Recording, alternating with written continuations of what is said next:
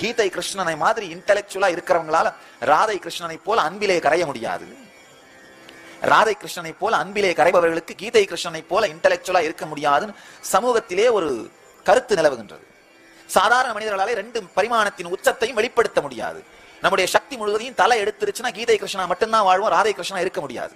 நம்ம சக்தி முழுவதையும் இதயம் மட்டுமே உறிஞ்சிருச்சுன்னா ராதை கிருஷ்ணா மட்டும்தான் இருப்போம், கீதை கிருஷ்ணா வாழ முடியாது.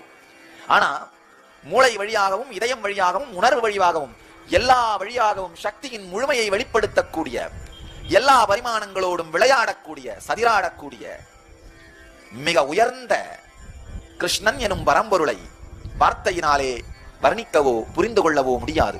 மிக உயர்ந்த ஸ்ட்ராட்டஜி பிளானர்.